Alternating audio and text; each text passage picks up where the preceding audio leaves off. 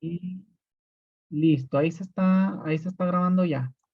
Bueno, pues buenas tardes a todas y a todos, bienvenidos, bienvenidas, gracias de nuevo por estar en esta sesión, de verdad es un gustazo para mí, es un privilegio estar rodeado de gente tan ilustre, de gente tan preparada, y pues bueno, la Universidad Autónoma de Chihuahua, a través de la Facultad de Ingeniería, les da la más cordial bienvenida a este tercer día de actividades dentro del ciclo de conferencias de la Red Nacional de Posgrados del Agua, agosto-diciembre 2022. Este evento único en su tipo es un esfuerzo coordinado por reunir a todas y a todos los programas de posgrado en la Universidad de México en un solo evento. El objetivo de esta serie de actividades es generar un espacio de colaboración y vinculación académica entre los programas del agua, así como llevar a cabo macroproyectos con un enfoque inter, multi y transdisciplinar. Entonces, sin más, presento a nuestro primer ponente del día, que será el maestro Juan Gómez Martínez, con la ponencia Evaluación de la Seguridad Hidrológica de Presas. Me permito leer así brevemente un poquito de su amplísima trayectoria. Es ingeniero civil, egresado de la Universidad Autónoma de Zacatecas y maestro en Ingeniería Hidráulica por la UNAM, con más de 24 años laborando en el INTA. 15 fueron en el área de agua superficial, 2 en educación continua y los últimos 7 en el área de hidráulica urbana. Es autor de varios artículos en congresos nacionales, en congresos internacionales. Sus líneas de trabajo son modelación del proceso lluvia-escurrimiento, determinación de eventos de diseño para obras hidráulicas y cálculo de mapas de inundación. Entonces, sin más, le cedo la palabra, maestro Gómez, el micrófono es suyo. Bienvenido. Este, muchas gracias, maestro Miguel Ángel. Pues vamos a comenzar, que tenemos el poco tiempo, es un tema muy interesante para las personas que nos dedicamos al sector hídrico, pero también es un tema muy amplio, entonces vamos a tratar de tomar lo relevante en este tiempo que tenemos. Pues como bien lo dijo el maestro Miguel Ángel, pues el tema es la evaluación de la seguridad hidrológica de presas. Cuando hablamos de evaluar la seguridad hidrológica de presas, nos referimos que ya una presa está construida y lo más probable es que tengamos nosotros que evaluar hidrológicamente la presa. Más adelante vamos a ver qué significa hidrológicamente segura una presa. Y si vamos a diseñar una nueva presa, pues nosotros la diseñamos para que sea hidrológicamente segura. Entonces, como bien ustedes saben, una presa de almacenamiento sirve para regular los escurrimientos en un río, donde el volumen que se almacene, que escurre en la cuenca de aportación a ese río donde va la presa, se almacena el volumen de agua, el volumen de escurrimiento en exceso que se presenta en la temporada de lluvias. Puedo almacenar y posteriormente en la época de sequías, entonces utilizar ese volumen para satisfacer ciertas demandas. Entonces, el propósito de un vaso de almacenamiento puede tener diferentes usos. Por ejemplo, para riego o irrigación, puede ser el volumen que almacenamos en una presa con ese fin. También el abastecimiento de agua potable, que sería de los dos más comunes para riego y para abastecimiento de agua potable, pero también tenemos muchas presas para generación de energía eléctrica y también tenemos varias presas para control de avenidas. Generalmente una presa, tanto de irrigación como abastecimiento de agua potable y de generación de energía, también tienen el propósito generalmente de control de avenidas, y no exclusivamente para eso. La estructura de la obra de excedencias es una estructura para el control de las avenidas. O bien, la presa puede ser para más de un propósito, puede estar diseñada la presa. Y bueno, las componentes principales de una presa de almacenamiento, pues tenemos que es en sí el vaso de almacenamiento y la cortina de la presa, en donde la cortina tiene varias estructuras o varias componentes, como es la obra de toma, que es el conducto por el cual se extrae el agua para satisfacer la demanda, ya sea para riego, para agua potable o para la generación de energía, etcétera. También está compuesta por una obra de excedencias o un vertedor, pudiendo ser esta obra de excedencias descarga libre o bien a través de un control con compuertas. Y también tenemos en sí lo que es la corona de la cortina.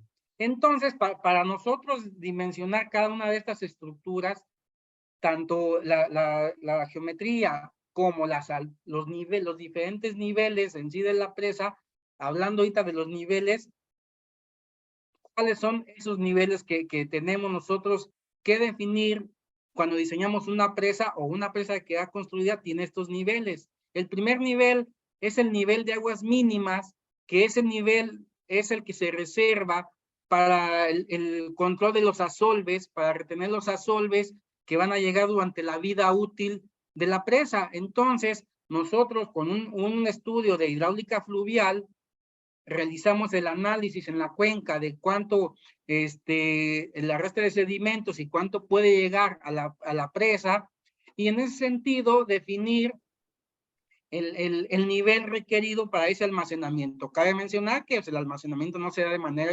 horizontal, simplemente aquí lo estamos representando de manera horizontal. Entonces, ya que tenemos nosotros el volumen de asolves estimado, nosotros ya podemos ubicar la obra de toma. Podemos ubicar la obra de toma para que a partir de ahí extrae el agua, ¿no? Y conforme vayan depositando los sedimentos, pues la obra de toma no se vea tapada por los sedimentos. Por esa razón se tiene que determinar ese nivel de aguas mínimas. Ahora bien, nosotros esa presa la vamos a destinar, por ejemplo, para generación de energía o para algún otro uso en donde requeramos se requiera tener un nivel de agua mínimo, por ejemplo, o un nivel de operación, por ejemplo, para la generación de energía, pues tenemos que definir ese nivel de aguas mínimas ordinarias, en el cual, hablando para uso consultivo, para abastecimiento, pues ese le llamamos un volumen muerto, que junto con el volumen de asolves es el volumen muerto. Y por ejemplo, para una presa de generación de energía, el NAMINO sería el nivel requerido del agua para generar la energía, para que trabajen las turbinas. O sea, abajo de ese nivel no se podrían trabajar las turbinas, entonces es necesario determinar ese nivel también, y lo podemos realizar nosotros con un análisis hidrológico, con un funcionamiento del vaso. Ya que tenemos nosotros esos niveles, entonces ahora el siguiente volumen que tenemos que determinar, o el siguiente nivel para la presa, es el nivel de aguas máximas ordinarias. Ese nivel de aguas máximas ordinarias es el nivel que va a requerir la presa, en el cual va a almacenar un volumen llamado volumen útil o capacidad útil, en el cual ese nivel y ese volumen almacenado va a ser capaz de satisfacer las demandas durante todo el año. Si se diseña una presa con déficit cero, pues estamos realizando el análisis para contar con un volumen permanente durante todo el año para satisfacer la demanda, ya sea agua potable, sea riego, etcétera.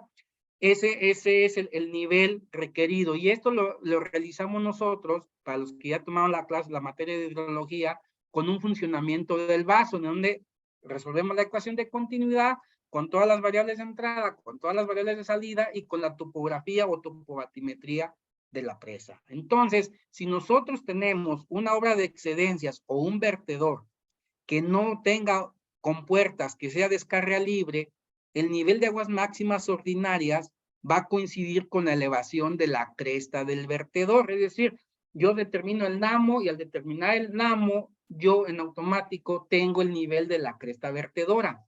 En cambio, si la presa va a tener, la obra de excedencias o el vertedor va a tener un control mediante compuertas, nosotros podemos tener la elevación de la cresta vertedora por abajo del nivel de aguas máximas. Inclusive, nosotros podemos definir un nivel de aguas máximas ordinarias diferente para cada uno de los meses, en donde para los meses de estiaje tengamos un nivel mayor, para los meses de avenidas un nivel menor, y así también tener una mayor capacidad de control de avenidas. Entonces, se realiza mediante un funcionamiento del vaso, que también es un tema de hidrología. Ya que tenemos nosotros el nivel de aguas máximas ordinarias o la capacidad útil que se requiere, Entonces nosotros tenemos que determinar un nivel de aguas máximas extraordinarias que el volumen entre el NAMO y ese nivel que le llamamos NAME es un volumen de superalmacenamiento y es el que nos sirve, que tenemos para el control o la operación de las avenidas extraordinarias que se presenten y lleguen a la presa con la finalidad de que si se rebasa el nivel de aguas máximas ordinarias, el agua que salga en la presa salga por la obra de excedencias y no salga por arriba de la corona de la cortina, ¿sí? ¿Por qué? Porque si sale por arriba de la cortina, de la corona de la cortina, pues entonces ahí podremos tener problemas de erosión, de socavación en la cortina, y más si es materiales graduados, y eso puede llevar a una falla de la presa y en sus consecuencias que traería, ¿no? Pérdidas humanas, etcétera.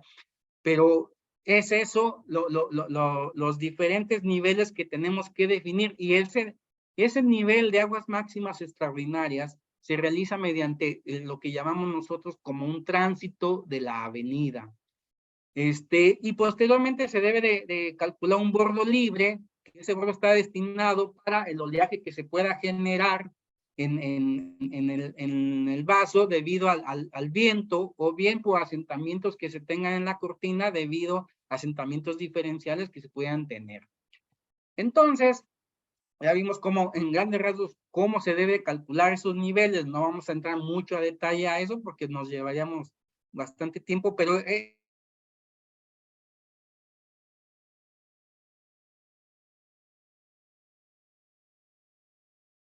tenemos una presa construida.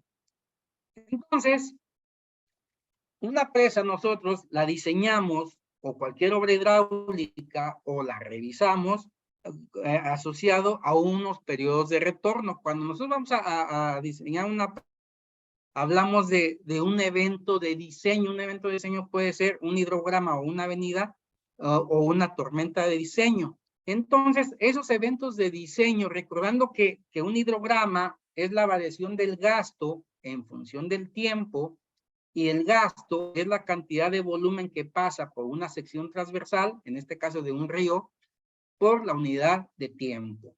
Entonces, una avenida, pues, es un hidrograma que responde ante una tormenta, por ejemplo, en particular. Esa sería una avenida. Entonces, nos tenemos que determinar hidrogramas o avenidas asociados a periodos de retorno para diseñar o revisar. Y entonces la Comisión Nacional del Agua, que es la máxima autoridad en lo que respecta al agua y este tipo de temas, tiene ciertos lineamientos o criterios para diseñar diferentes obras hidráulicas. Nosotros siempre nos referimos a periodo de retorno, entendiendo que el periodo de retorno es el número de años en que en promedio y a la larga un evento puede ser igualado o excedido, y se relaciona con la probabilidad de excedencia mediante el inverso de una variable con respecto a la otra. Entonces, hablando del tema de hoy de la seguridad hidrológica de presas, nos enfocamos nosotros al nivel de aguas máximas extraordinarias. Entonces, en este caso, cuando dimensionamos la obra de excedencias, lo que consiste es en determinar el NAME y la geometría del vertedor, o bien la política de operación del vertedor en el caso de que sea controlado. Y aquí tenemos un memorando interno de la CONAGUA, en donde se tienen los diferentes periodos de retorno para las diferentes obras hidráulicas, que en este caso, para las presas de almacenamiento, sí tenemos aquí que las clasifican de acuerdo a su tamaño, entendiendo que una presa pequeña es aquella que puede almacenar entre 0.25 y 3 hectómetros cúbicos o millones de metros cúbicos, pero también que la presa tiene una altura menor a 15 metros. Si la presa tiene una altura mayor a 15 metros, o bien el almacenamiento es mayor a 3 hectómetros cúbicos, pues ya se considera una presa grande. Y para una presa grande, pues nosotros tenemos que diseñar la obra de excedencias para periodos de retorno de 10,000 años, o para la avenida máxima probable, que se calcula en función de la precipitación máxima probable. Entonces aquí vemos en la figura, en la tabla, que por ejemplo para presas pequeñas, dependiendo de la cantidad de vidas humanas que pudieran ocasionar en el caso de que fallara una presa, pues los periodos de retorno van desde 1000 años hasta 10,000 años. Entonces nosotros tenemos que analizar la presa que vamos a diseñar y ver qué periodo de retorno tenemos que utilizar para dimensionar la obra de excedencias. ¿Por qué? Porque el nivel de aguas máximas ordinarias no está asociado a un periodo de retorno, sino se realiza un funcionamiento del vaso con todo el análisis histórico de los escurrimientos que se tienen en la presa, y ahí no va asociado un periodo de retorno, pero sí en la obra de excedencias. Entonces, así, ¿qué se refiere o qué quiere decir la seguridad hidrológica de una presa? Dice que una presa es hidrológicamente segura, cuando el nivel de la superficie libre del agua que se alcanza en el embalse, cuando se presenta una avenida de diseño, en este caso se da un periodo de retorno, es menor o igual al NAME. Cuando es menor o igual al NAME, decimos que una presa es hidrológicamente segura. En caso contrario, en caso de que el nivel del agua que se tenga en la presa ante una avenida, ante el ingreso de una avenida, un hidrograma asociado al periodo de retorno de diseño, supere ese nivel de aguas máximas extraordinarias, decimos que la presa es hidrológicamente insegura. Y entonces, si el nivel del agua rebasa tanto el NAME como la corona de la presa, pues además de ser la presa hidrológicamente insegura, pues aquí tenemos un riesgo de que la presa falle estructuralmente y pueda ocasionar daños muy, muy severos, ¿no? Entonces, la Comisión Nacional del Agua tiene un programa permanente en el cual ellos están revisando y analizando las diferentes presas del país. Claro, son muchísimas, no tienen el personal suficiente, pero es un programa que continuamente están revisando e inspeccionando ciertas presas. En donde inspeccionan la parte estructural, pero también en varias ocasiones revisan la seguridad hidrológica de la presa. Y si una presa es insegura, pues ya se tienen que tomar ciertas acciones. Acciones como, ¿cuáles? Como sobrelevar la presa, que como ustedes han de saber, hay varias presas que se han sobrelevado, a lo mejor para darle mayor capacidad útil, pero también quizá para tener una presa hidrológicamente segura. O bien, ampliar la obra de excedencia del vertedor o construir un nuevo vertedor de tal manera de hacer la presa hidrológicamente segura en caso de que no lo sea y evitar que el agua pase por arriba de la cortina.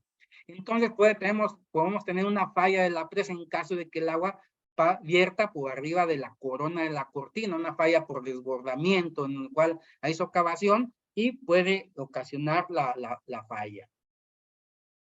Entonces, la evaluación de la seguridad hidrológica consiste en determinar el nivel del agua que alcanza ante una avenida. ¿Y cómo lo hacemos? Lo hacemos nosotros con el tránsito de avenidas en el vaso. La avenida de diseño. El tránsito de avenida en un vaso es muy fácil resolver la ecuación, es muy fácil realizar los cálculos. Aquí lo importante para la revisión de la seguridad hidrológica de la presa es la obtención de la avenida de diseño. La obtención de la avenida de diseño es un factor muy importante. Entonces aquí tenemos de manera esquemática un hidrograma, que es la línea de color azul de entrada a la presa, y un hidrograma de salida de la presa. El tránsito de la avenida no es otra cosa más que determinar el hidrograma de salida de la presa y por lo tanto los niveles, el comportamiento de los niveles del agua en el vaso ante la avenida de ingreso y las características de la obra de excedencia y la topobatimetría o topografía del sitio. Es decir, si no tenemos topografía o topobatimetría del sitio, no podemos realizar un tránsito de avenidas en el vaso y no podemos evaluar una seguridad hidrológica de la presa. Entonces, el punto es el cálculo de la avenida de diseño. En este tema nos podemos tardar para explicar más o menos 1 hora, pero bueno, de manera general, las avenidas de diseño la podemos determinar de 2 maneras, cuando tenemos cuencas aforadas y cuando tenemos cuencas no aforadas. En el caso de cuencas aforadas, podemos tener una estación hidrométrica que registre o que monitoree el escurrimiento que ingresa a la presa, de tal manera que yo selecciono los gastos máximos anuales, realizo un análisis de frecuencias con funciones de distribución de probabilidad y obtengo las avenidas de diseño para diferentes periodos de retorno. si no tengo una estación hidrométrica, pero tengo una presa en la cual estoy monitoreando de manera diaria los niveles de la presa y por lo tanto el almacenamiento y las extracciones que se tienen en la presa, entonces yo puedo hacer un tránsito inverso. Yo tengo las salidas, tengo los almacenamientos y yo puedo obtener las entradas. Con la ecuación de continuidad que dice volumen de entrada menos volumen de salida es igual a la variación del almacenamiento. Entonces, si yo tuviera bien medido las extracciones y los niveles, yo mediante un tránsito inverso obtengo las avenidas de ingreso y selecciono los gastos máximos anuales y realizo un análisis de frecuencias con esa información. Pero por lo general no tenemos ese tipo a veces de detalle y tenemos que recurrir a la modelación del proceso lluvia-escurrimiento, en donde a partir de las características fisiográficas de la cuenca y la obtención de tormentas de diseño, simulamos el proceso lluvia-escurrimiento, con lo cual obtenemos avenidas de diseño, ¿sí? Aquí nada más les comento de las avenidas de diseño con la modelación lluvia-escurrimiento de la precipitación. Hay tres cosas muy importantes que debemos tomar en cuenta: la magnitud de la tormenta, la distribución espacial de la lluvia en la cuenca y la distribución temporal de la lluvia. Son esos tres factores que tenemos que tener en cuenta para las tormentas de diseño y por lo tanto para la obtención de las avenidas de diseño. ¿Sí? Pues aquí en dos presas les voy a mostrar de manera rápida, dos presas en las cuales una es la presa del Carradero, ubicada en Jerez, Zacatecas, en donde esa fue construida en 1908, posteriormente se sobrelevó en 1954, tiene un pequeño vertedor de 2 metros, de tal manera que la capacidad de ese vertedor son de 20 metros cúbicos por segundo, pero vean, se diseñó en 1908, se construyó. ¿Cómo? No lo sé. Quizá con la precipitación máxima probable, se calculó la avenida máxima probable, quizá obtuvieron información climatológica de otro país con características similares en la cuenca, porque no teníamos información para realizar lo que yo les mencioné anteriormente. Entonces ya tiene desde 1908, más de un siglo. Entonces nos dimos la tarea, solicitud de la Conagua, de revisar la seguridad hidrológica de esa presa. Y llegamos a la conclusión en el 2006 de que la avenida para 10,000 años obtenida con modelación lluvia-escurrimiento nos da un gasto de 145 de entrada y al hacer el tránsito nos da un gasto de 111 metros cúbicos por segundo, lo cual ocasiona que el nivel máximo del agua que alcanza es 98,64 y la elevación de la corona de la cortina es 98. Entonces aquí el agua pasaría por arriba de la cortina. Entonces la presa es hidrológicamente insegura. Y ahí se propuso construir otro vertedor para evitar que el agua pase por arriba de la cortina. Al parecer no se concluyó ese tipo de proyecto, pero los cálculos se tienen porque en el 2003 se presentó un evento en el cual pasó el agua por arriba de la cortina, poniendo en peligro pues aguas abajo, que está la localidad del Carradero.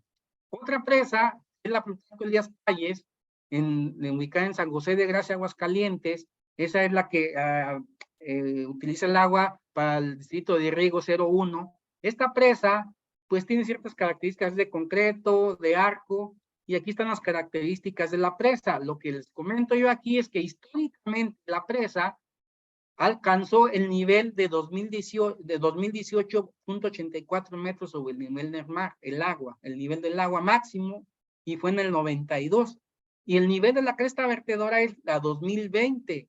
¿Qué quiere decir? Que la presa está sobrediseñada, que la presa nunca ha llegado a la elevación de la cresta del vertedor, nunca ha llegado. Entonces aquí se podría recalcular ese NAMO con un funcionamiento del base con las demandas para ver en qué valor está.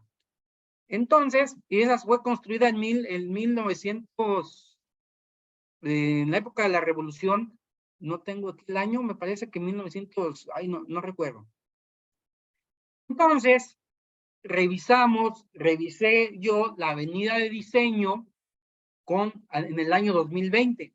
Y entonces yo obtuve la avenida con un gasto máximo de 1,190 metros cúbicos por segundo, que si yo considero el nivel máximo histórico que ha llegado a la presa, entonces el NAME o el nivel máximo del agua de la presa llega a la 2020.08, es decir, 8 centímetros por arriba de la cresta vertedora. Y el NAME es 2022, quiere decir que la presa es hidrológicamente segura. Si el nivel inicial del agua, yo lo considero a la cresta vertedora como si sí se llenara la presa, que considerando que se llena, entonces ahora el gasto máximo de salida sería de 221.6 metros cúbicos por segundo, y el nivel máximo del agua que alcanzaría si la presa estuviera al nivel de la cresta vertedora y se presentara la avenida de diseño, llegaría a 2021.50 metros, es decir, todavía tiene medio metro por abajo del nivel de aguas máximas extraordinarias, es decir, la presa es hidrológicamente segura. En conclusión, la presa sí está sobrediseñada y bueno, en la Conagua me parece que estaban analizando la posibilidad de recalcular el nivel de aguas máximas ordinarias y por lo tanto el nivel de aguas máximas extraordinarias. Entonces, esto sería lo que es el tema de la evaluación de seguridad hidrológica de presas. Aquí están unas herramientas que podemos utilizar para hacer este tipo de análisis, como es el software HMS, el análisis hidrológico, el GRAS para modelar el rompimiento de una presa o el IBER, el QGIS para calcular características de la cuenca si fuera necesario, porque el HMS ya trae un sistema de información geográfica que permite evaluar calcular esas características. Les comparto también un software del INTA para análisis de frecuencias y el del CENAPRED, y una tesis de un compañero que egresó de ahí de la Universidad de Chihuahua, de Germán Cavazos Olivas, que hizo su tesis bajo a mi cargo. Es una tesis muy buena, donde aquí están temas de lo que platicamos ahorita, la seguridad hidrológica de presas y la generación de mapas de inundación, por si a alguien le interesa este tema, yo creo que es una muy buena tesis y que puede servir de consulta. Y aquí está la otra base de datos de la Conagua, donde pueden obtener información de las presas, en el caso de que quisieran hacer un análisis, aquí hay información muy valiosa. Y un programa de educación continua del INTA, en donde ofrecen diferentes cursos de capacitación enfocados a los diferentes temas del agua y también enfocados a temas que tienen que ver con la evaluación de la seguridad hidrológica de las presas. El último curso es en noviembre de IBER. Entonces, eso es lo que yo les quería comentar. Por su atención, muchas gracias y preguntas, adelante. Muchas gracias al maestro Gómez por esta presentación tan interesante. Realmente me pareció muy enriquecedor escuchar todo lo que tiene que comentar respecto a las obras hidráulicas de nuestro país. Es bien interesante. Para todos los participantes, las personas que están acá acompañándonos, ya sea por Zoom o en Facebook Live, les recuerdo que pueden realizar alguna opinión, realizar algún comentario, o si quisieran escribir acá a través del chat, lo pueden hacer si quieren escribir en el chat y yo puedo leer las preguntas sin ningún problema. O por otra parte, si quisieran levantar la mano, lo podemos hacer.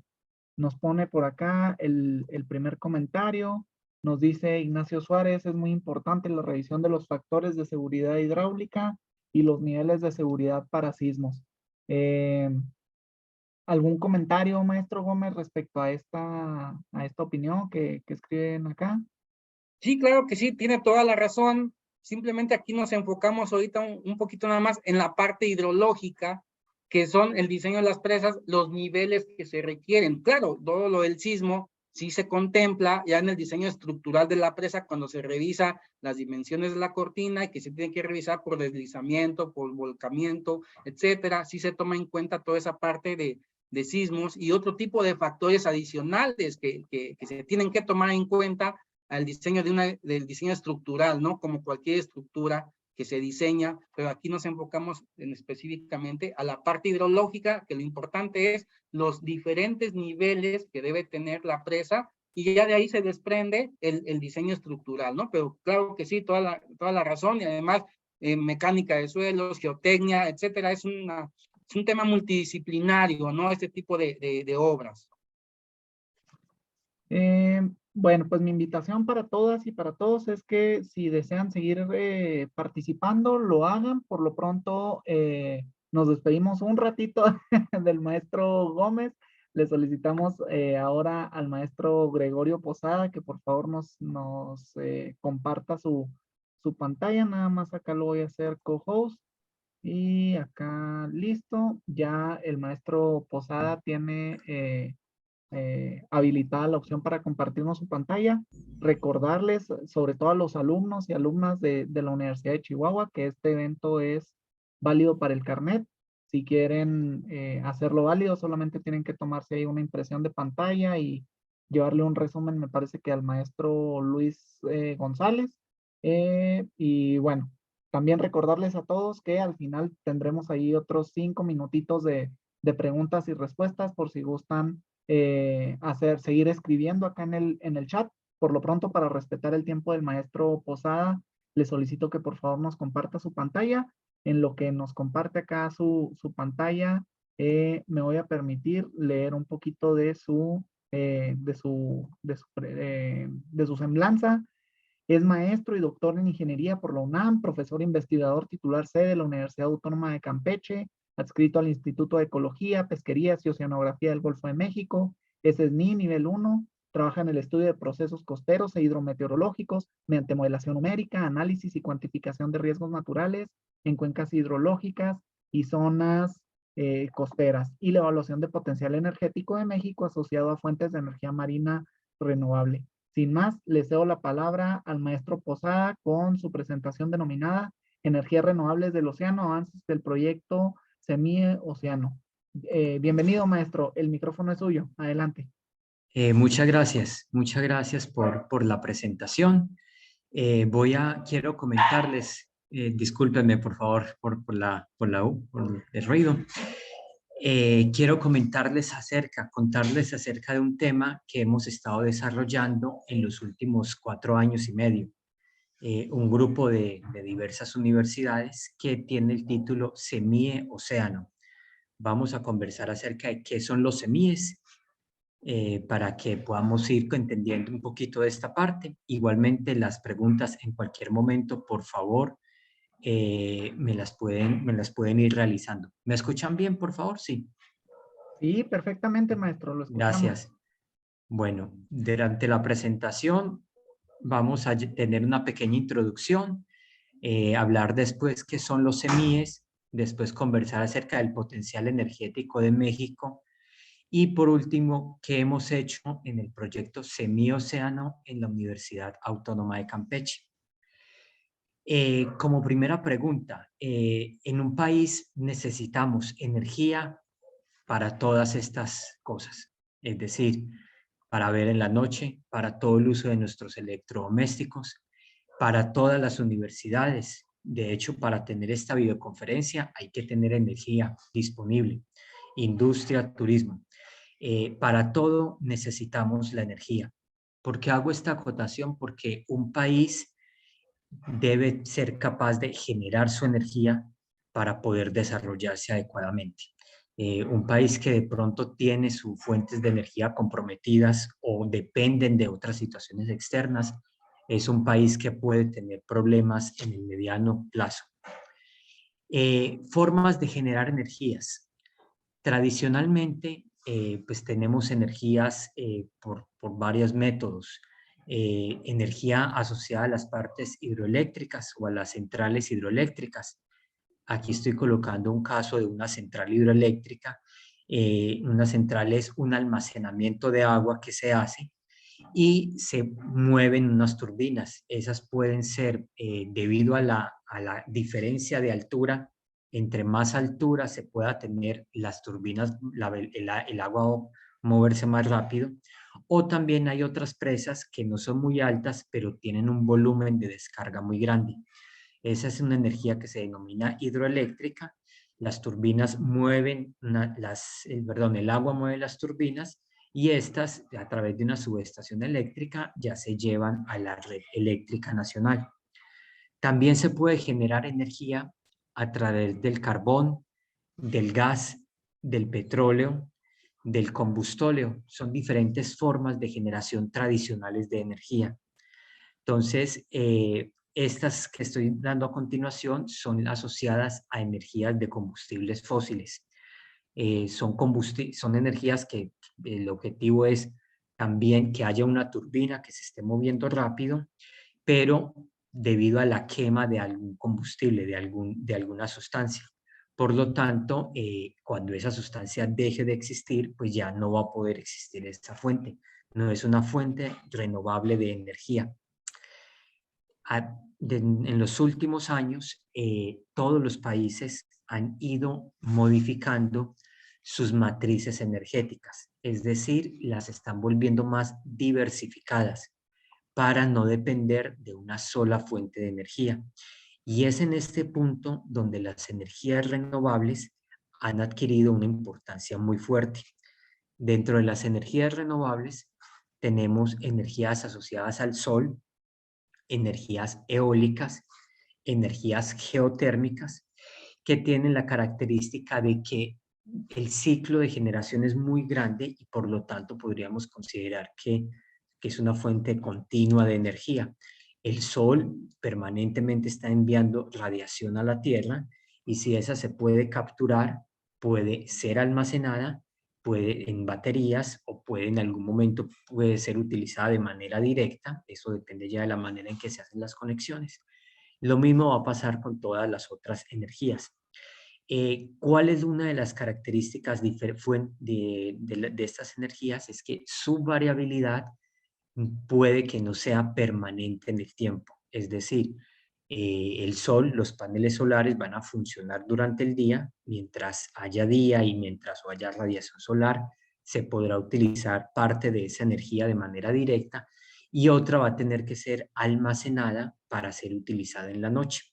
Entonces, también estas fuentes de energía son complementarias a las energías como el carbón o el petróleo, que ese sí depende de lo que hay almacenado en la central hidroeléctrica. Entonces, en la central, perdón, en la central de carbón o de petróleo. ¿Qué se ha hecho? ¿Cuáles son las opciones? Utilizar energías para tratar de sustituir la dependencia de fuentes fósiles.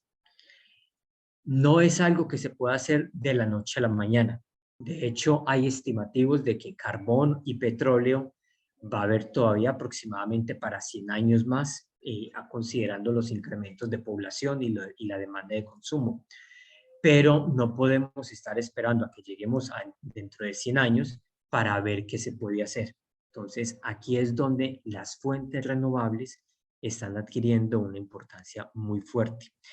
¿Por qué? Porque si yo genero energía por el sol, por el viento, por la parte hidroeléctrica, también puede ser considerada como energía renovable, la energía que tengo del carbón o del petróleo, esas fuentes las puedo dejar como respaldo.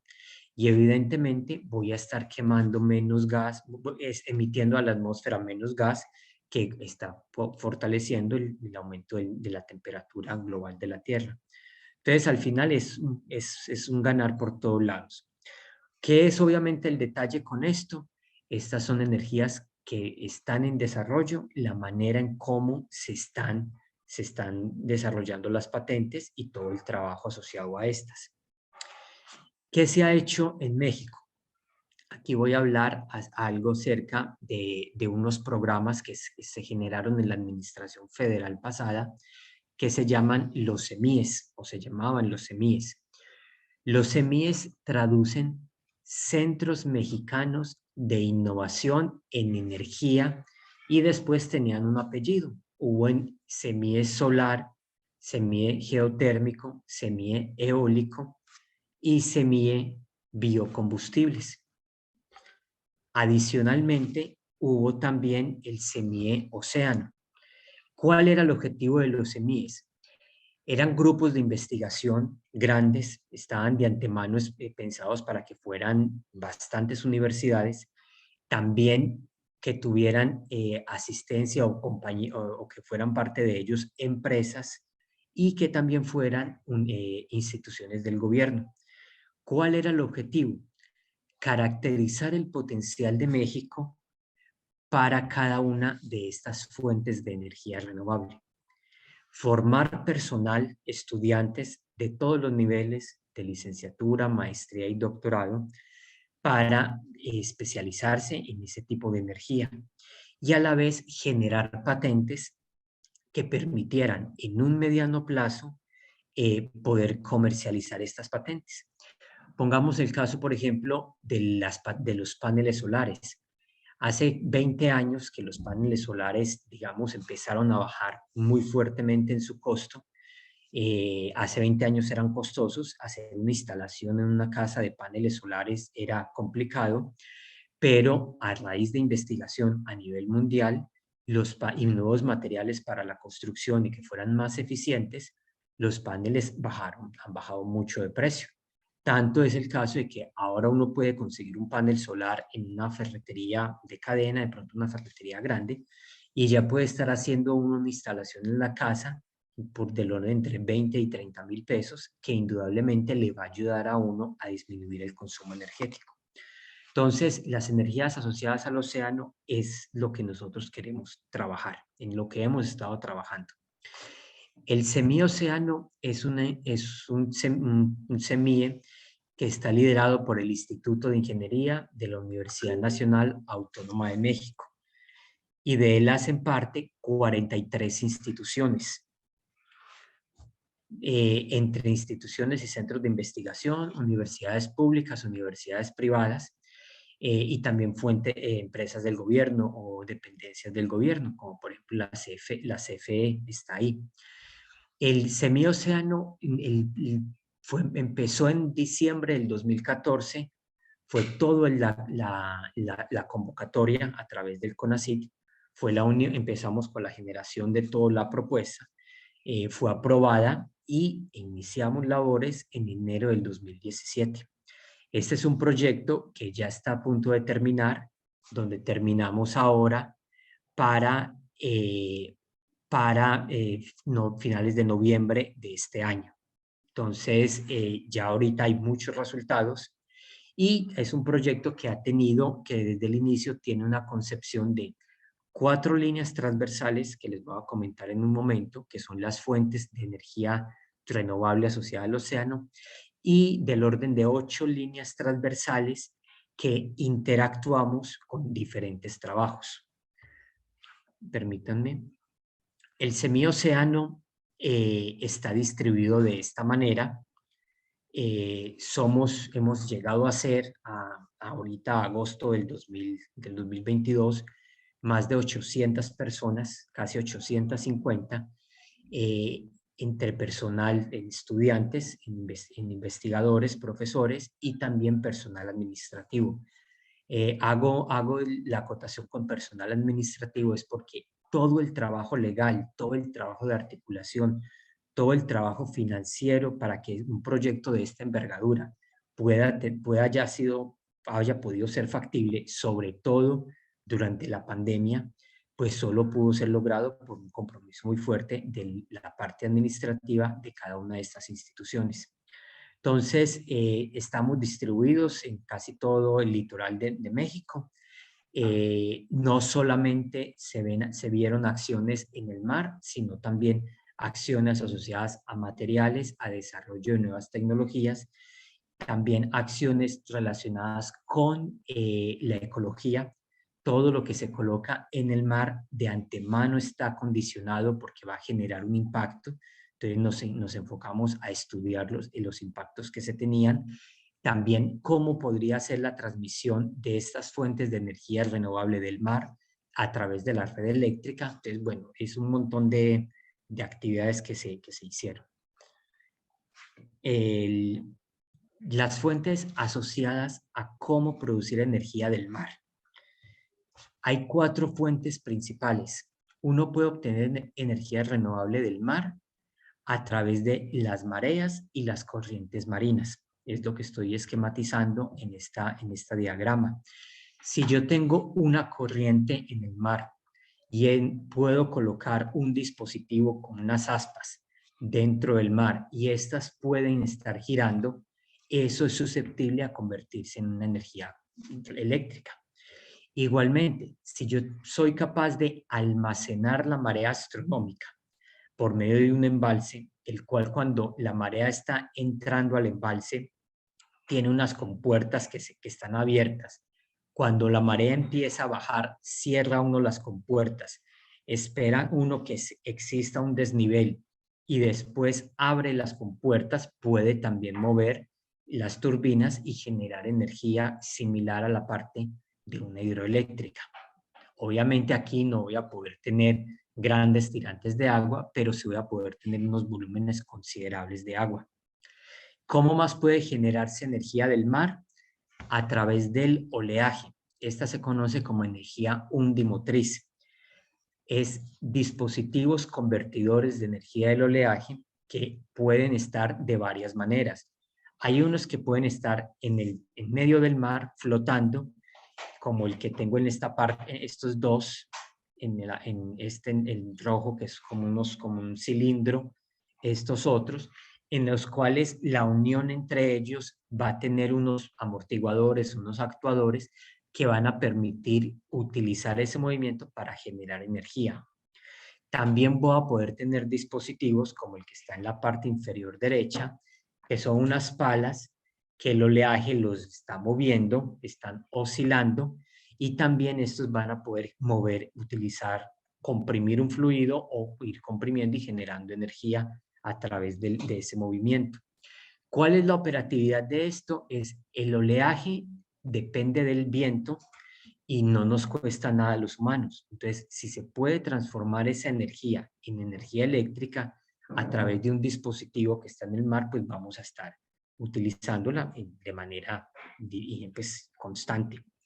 ¿Cómo más se puede generar energía del océano? A través del gradiente térmico. El gradiente térmico es la interacción de dos masas de agua que tienen un diferencial de temperatura. Hay agua fría y agua caliente.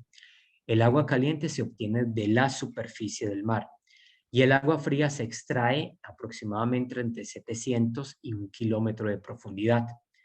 Entonces, en ese punto la diferencia de temperatura puede ser del orden de 20 grados centígrados y esa puede ser suficiente, de hecho es suficiente para poner a funcionar un fluido de trabajo con un punto de ebullición muy bajo y nuevamente poder mover una turbina y generar otra vez energía.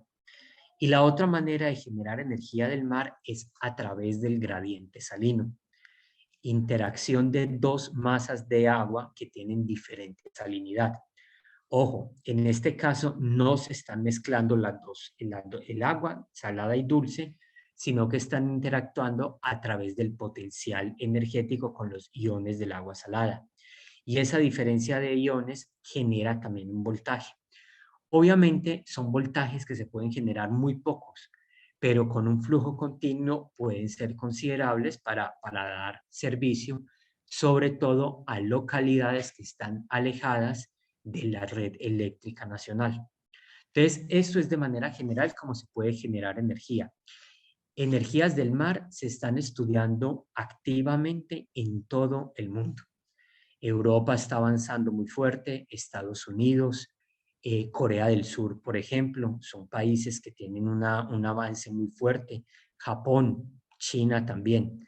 Entonces, esto que les estoy colocando todavía no es tan común como un panel solar que uno pueda ir a comprarlo a la tienda o a la ferretería, pero muy probablemente en unos 20 años vamos a estar pudiendo escuchar de patentes exitosas en cuanto al oleaje, a gradiente térmico, a gradiente salino, que vamos a poder estar utilizando. Mareas astronómicas ya se utilizan en Francia, de hecho hay una central mareomotriz desde los 60 que ya es operativa y han logrado demostrar de manera continua el funcionamiento de esto. Este es también, por ejemplo, un esquema adicional en el mar.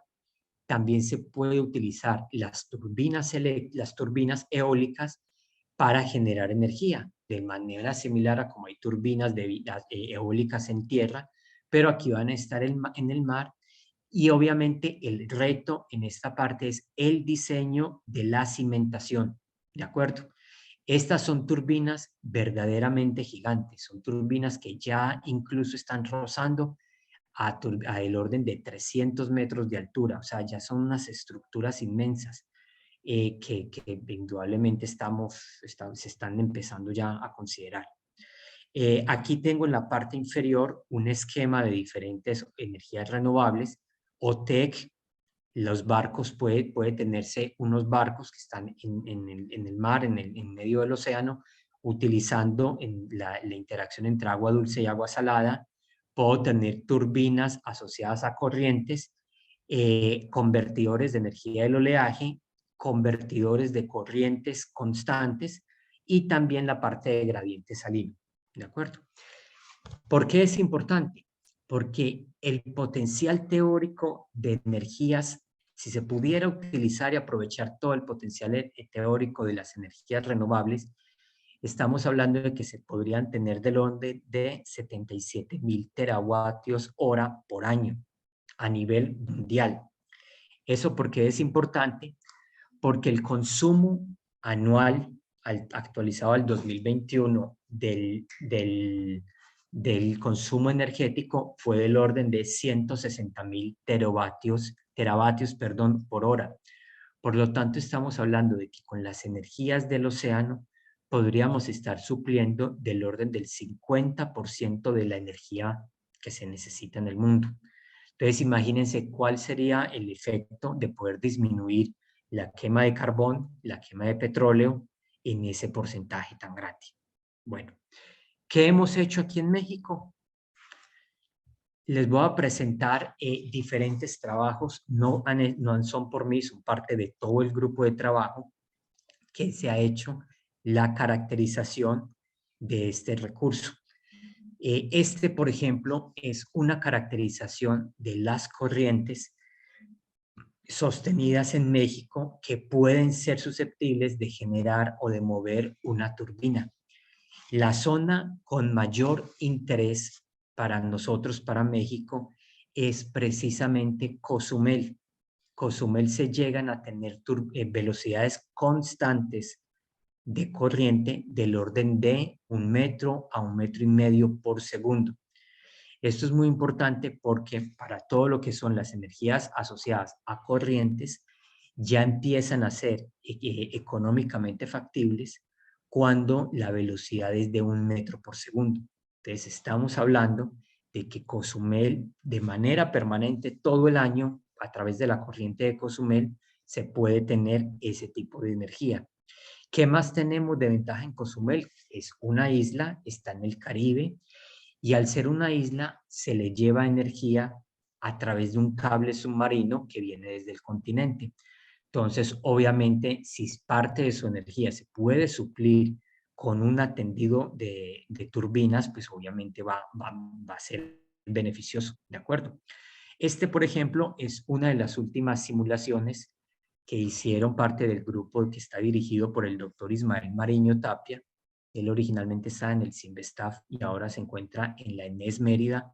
Entonces, ellos ya han logrado caracterizar toda la corriente y de hecho están ahora ya han diseñado turbinas y están en proceso de implementar las turbinas, por lo menos un campo experimental, colocarlo en Cozumel.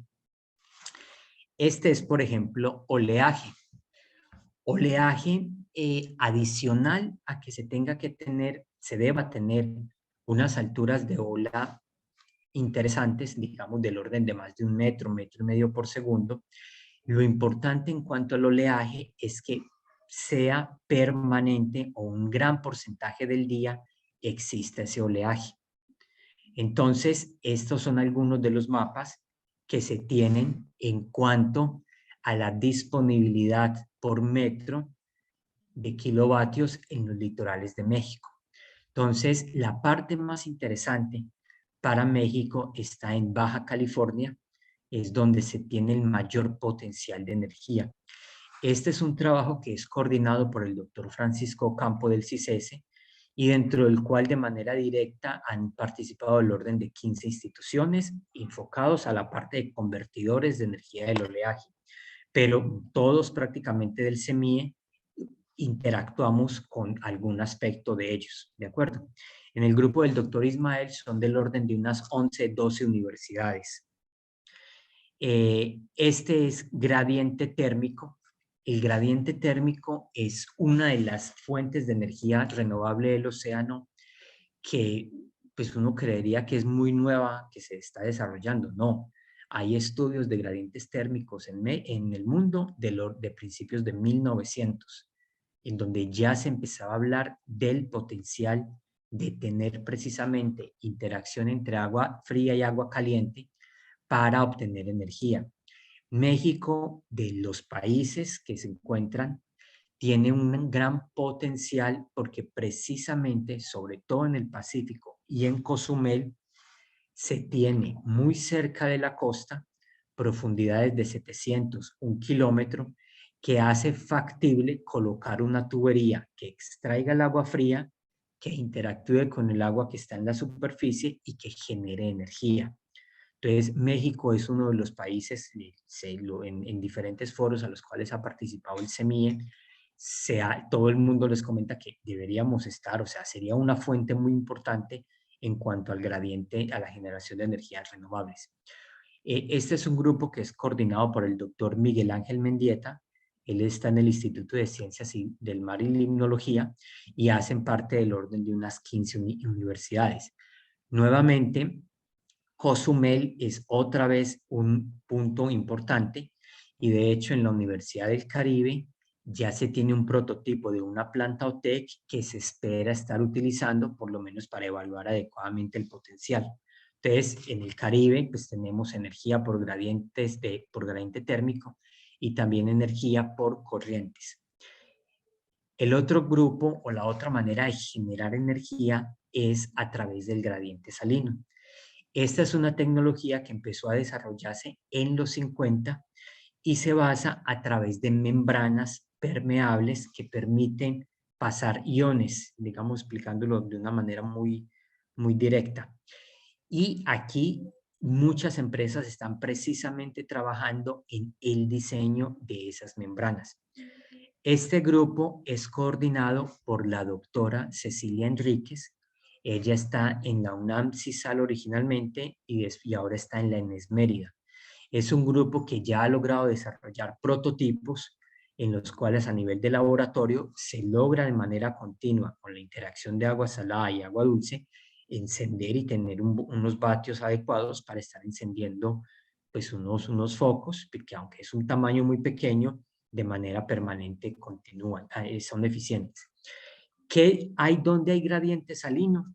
Gradiente salino hay donde puede haber una desembocadura de un río y a su vez tenga el mar, ¿de acuerdo? Entonces, ojo, en esta no se mezcla el agua dulce y el agua salada, no, se interactúan y después el agua, cada una de las dos vuelve y se distribuye en el lugar donde fue captada.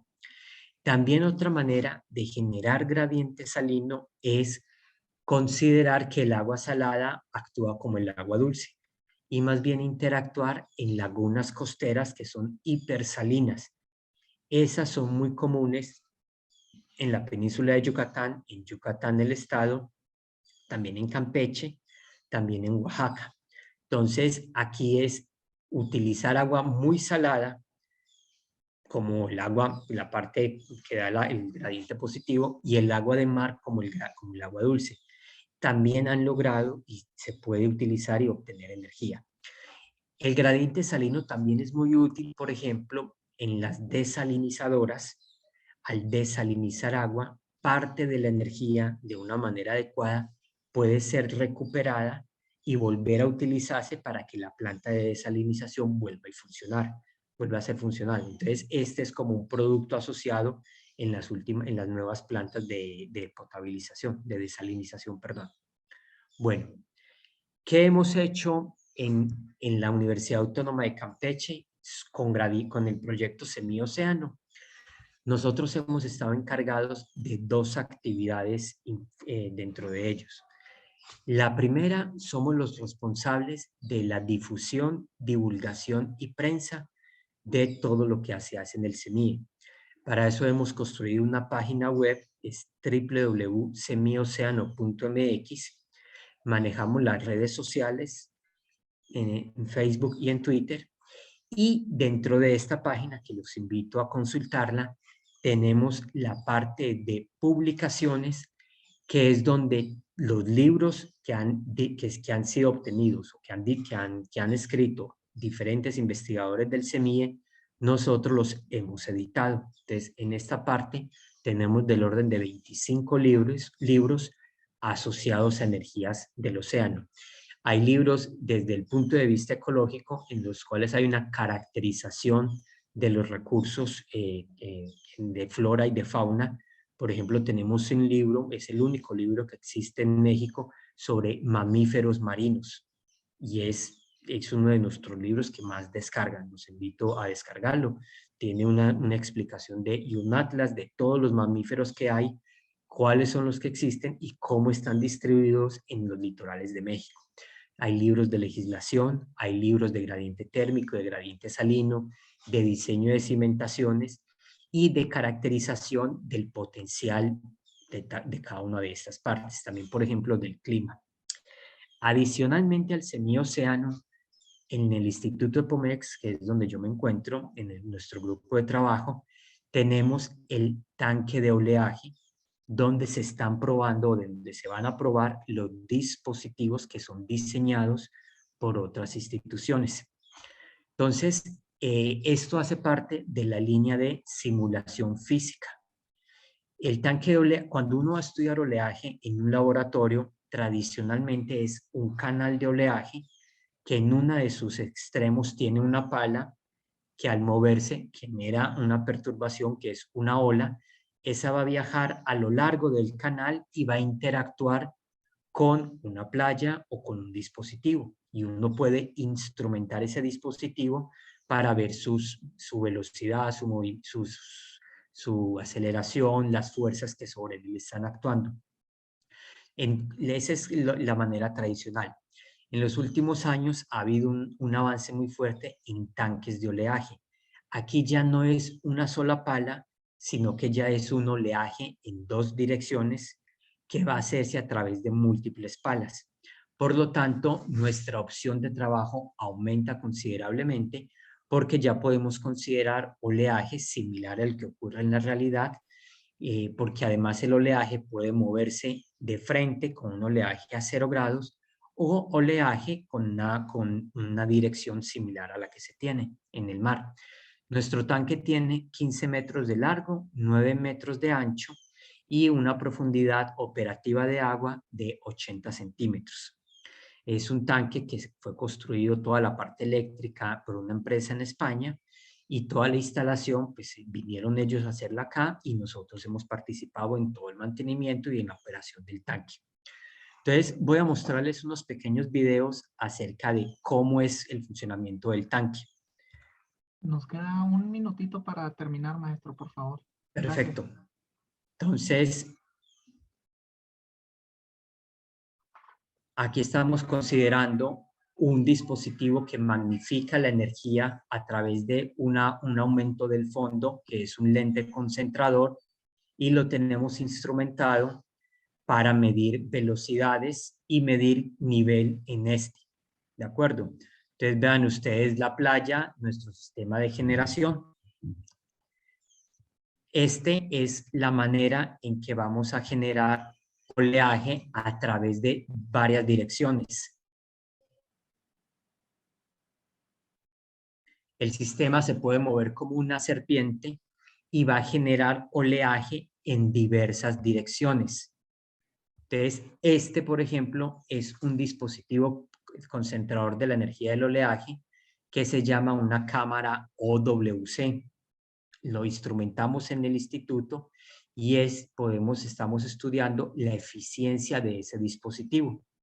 Entonces, ven ustedes, es un régimen de oleaje regular, tiene sensores de presión y sensores de nivel, con el que podemos ver la geometría de este dispositivo, qué tan eficiente es con un régimen de oleaje previamente conocido.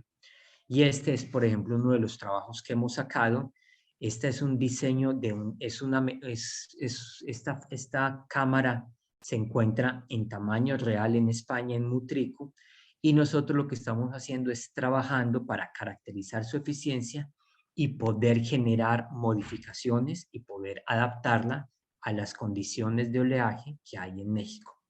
Bueno, ya para terminar, mi nombre es Gregorio Posada Vanegas, mi correo es gposadaB@wacam.mx. Aprovecho el comercial muy rápidamente. Tenemos una maestría con disponibilidad de becas en el padrón de posgrados del CONACYT.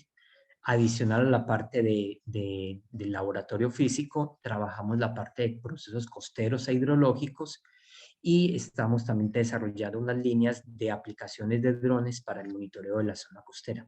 Si alguno de ustedes está interesado en algún futuro en hacer una maestría o en colaborar con nosotros, por favor, con mucho gusto me pueden escribir. Muchas gracias. Muchas gracias a nuestros dos ponentes. Realmente ha sido muy interesante escucharlos a ambos, muy enriquecedor. Dos perspectivas muy distintas en un mismo país tan complejo como lo es México. Entonces, de veras invito acá a nuestros compañeros que están escuchando, los alumnos, a los maestros, si quisieran participar, si quisieran escribir algún comentario, ya sea acá en el Zoom o a través de Facebook Live, como lo quieran hacer. Por acá hay algunas preguntas en el chat, me voy a permitir leerlas. Nos dicen por acá, me imagino que esta pregunta es dirigida al maestro Gómez. Dice, el instrumental para el monitoreo de los niveles de seguridad estructural. Bueno, no me queda muy claro en la pregunta, pero a lo mejor al maestro Gómez sí le entiende a la pregunta. Dice, el instrumental para el monitoreo de los niveles de seguridad estructural, a lo mejor que platique un poquito de los instrumentos que se utilizan para el monitoreo de los niveles de seguridad. Pues es lo que, a lo mejor yo le entendí mal, pero no sé, maestro Gómez, si usted nos pudiera platicar un poquito de eso. Sí, claro, yo en realidad yo no estoy experto en la parte de diseño estructural en lo que se refiere a las presas y el equipamiento para el monitoreo. Pero sí, se tiene que monitorear las presas para ir viendo si hay asentamientos, si hay deslizamientos diferenciales que pudieran poner en peligro la estabilidad de la presa estructuralmente, ¿no? Sí se tiene que instrumentar definitivamente para esa parte. Y para los niveles de agua, bueno, pues hay sensores de nivel que se instalan en las presas de tal manera que se pueda ir monitoreando la variación de los niveles del agua en la presa y vía remota, vía telemetría, se manda información donde se tenga que enviar y estar viendo ahí cómo va variando el nivel del agua en la presa, y eso a veces nos puede dar una idea mediante una técnica de tránsito inverso de avenidas de cuánta agua está ingresando a la presa, si tenemos monitoreados los niveles en tiempo real prácticamente, y las extracciones. Nos puede dar una idea de cómo vienen las avenidas, ¿no? Y cómo podríamos operar la presa ante esa situación. Un compañero de Monterrey que estuvo en Conagua, su tesis la hizo precisamente en esa parte y aplicó esa técnica de antitránsitos para operar la presa cuando está lloviendo, está una tormenta, monitorear de manera inversa cuánto está ingresando a la presa y tomar decisiones en ese sentido, ¿no? Pero sí, para la parte estructural de la presa sí se tiene que instrumentar la misma para poder detectar ese tipo de situaciones. Gracias, maestro Gómez. La siguiente pregunta, pues yo entiendo que es dirigida al maestro Posada. Dice por acá, ¿es económicamente viable la instalación de paneles solares para la generación de energía para autoconsumo en una casa habitación, los autos eléctricos? ¿Nos podría platicar un poquito de esto, maestro, por favor? Sí, sí es factible. De hecho, la Comisión Federal de Electricidad, si uno instala paneles solares en su casa, tiene uno capacidad de estar dando parte de la energía a la red eléctrica y consumiendo parte de la energía que ellos también le están dando. Entonces, al final del día, el consumo va a bajar mucho de las casas.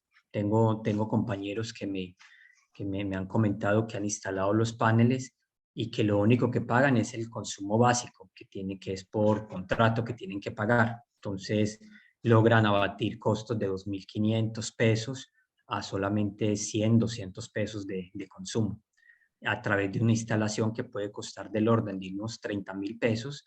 Entonces, pues, lo van a poder salvar esa inversión en unos pocos años. Entonces, evidentemente, sí es factible.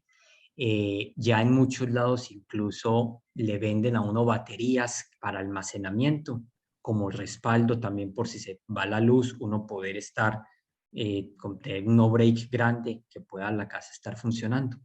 Y en cuanto a los autos eléctricos, sí, evidentemente es una de las tecnologías que ha tenido un desarrollo muy grande. Aquí la parte fuerte es cómo han logrado que las baterías sean más eficientes en este caso. En la parte de los autos eléctricos, el avance es muy fuerte, y incluyendo esto, los autos que son híbridos, que tienen un motor eléctrico y un motor a gasolina. El motor a gasolina puede utilizarse para iniciar el movimiento del auto, y después de manera automática entra el motor eléctrico con el cual el auto continúa moviéndose. Y a la vez ese movimiento tiene también en las ruedas una parte, un sistema que vuelve y carga las baterías. Entonces la eficiencia es muy alta. De hecho, ya los autos comerciales, hay unos que ya tienen ese tipo de tecnología. Entonces sí, es algo. Todavía son costosos los autos eléctricos, ya no tanto como eran hace unos 5 o 6 años. Yo creo que ya va a ser más común. De hecho, hay países que ya están con unas metas muy fuertes de que en unos 10, 15 años, pues la mayoría de sus flotas, de sus carros, van a tener que ser eléctricos. Entonces, evidentemente, estas dos partes son fundamental. El desarrollo fuerte ahí se ha dado en las baterías. Cómo lograr que esas baterías almacenen más carga y no pierdan, porque una batería, por ejemplo, nos pasa con los celulares, con los ciclos de carga y descarga, las baterías van volviéndose menos eficientes. Entonces, con el tiempo se van dañando.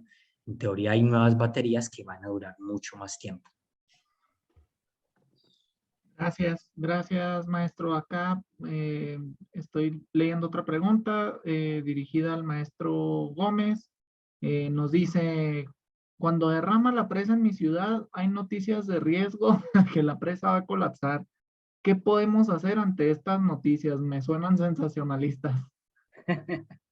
Caray. No, sí, bueno, hay que recordar que cuando diseñamos una presa nosotros y diseñamos la obra de excedencias, pues es normal que la presa se llene, que llegue a su capacidad útil, y el poco excedente pues vierta sobre la obra de excedencias. Eso es normal. Lo que a veces no es normal es la cantidad de agua que pudiera llegar a verter y los daños que puede ocasionar aguas abajo. ¿Por qué? Porque cuando construimos una presa, muchas veces, como se rompe la continuidad del flujo en magnitud, también empiezan a poblar a los lados de los cauces, se empiezan a poblar, y entonces tienen problemas ahí con el agua cuando hay vertiente en la presa, o cuando extraen agua para bajar los niveles, porque a lo mejor hay un pronóstico que va a ingresar gran cantidad de agua, y para evitar que el agua pase por arriba de la cortina, empiezan a extraer agua por la hora de toma y empiezan a liberar agua para no poner en riesgo la estructura de la presa y ir bajando los niveles y poder operar, ¿no? Pero sí, pues siempre cuando empieza a trabajar la obra de excedencias, como que a veces se alerta uno, pero la verdad pues que está diseñado precisamente para eso, ¿no? Para una vez que se llena la presa, y la presa se diseña para que se llene a la cresta vertedora o al namo, ¿no? Simplemente el excedente tiene que salir por ahí y no por la cortina, ¿no? Yo creo que mientras la cortina no alcance, el agua no rebase o arriba de la cortina, pues no creo que exista tanto peligro. Desde el punto de vista estructural, no quiere decir que no ocasione aguas abajo daños por inundaciones, ¿no? Porque el cauce de aguas abajo tiene una cierta capacidad de conducción, y también si hay asentamientos irregulares que se deben de definir mapas de riesgo de inundaciones en los cauces, tanto aunque no haya presa o aguas abajo de la presa, se tienen que definir esos mapas de inundación y tener un control en cuanto a la urbanización también, ¿no? En ese sentido. Gracias maestro. Bueno, pues vamos con la última pregunta porque ya estamos un poco pasados de tiempo. Dice acá en el chat, buenas tardes, muy interesantes ponencias, gracias por compartir conocimientos e información. Pregunta para el maestro Gregorio Posada. ¿Cree posible aplicar tecnologías de energías renovables de gradiente salino y corrientes en aguas subterráneas? Un saludo desde Cancún. Muchas gracias. Gradiente salino, de las 4 fuentes de manera de generar energía del mar, es la que va un poco más atrás. En esta de las patentes hay algo que se llama TLRs, van desde el nivel 1 hasta el 9. Algo que está en el nivel 1 es que, es la idea y se está en la parte de sustento técnico para esta. Y algo que ya llegó al nivel 9 es lo que yo ya puedo comercializar. Entonces, gradiente salino está a nivel mundial en el nivel 4 y 5.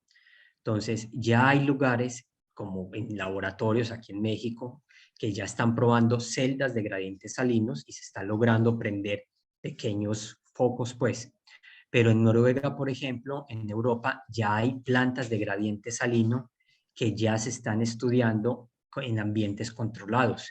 Son contenedores, en un contenedor de los de camiones, logran instalar la planta y está funcionando la planta. Entonces, esas son tecnologías que vamos a estar sin lugar a duda unos 10, 15 años ya teniendo prácticamente comercializadas. Y con respecto a corrientes por aguas subterráneas, lo que de pronto hemos hablado aquí en el CEMI es, en el caso de la península de Yucatán, es común que haya algo que se denominan ojos de agua. El agua sale en el mar a través de una corriente de un río, sale en algún punto en el mar. Entonces, esos son lugares donde el agua dulce está saliendo con una velocidad constante y bastante fuerte. Entonces, el poder diseñar un dispositivo que utilice esa interacción de esa corriente es una de las ideas que también se tiene. Entonces, bueno, son dos ideas, la de corrientes asociadas a aguas subterráneas, más que todo cuando es la salida en el mar, es lo que hemos podido inferir. Gracias.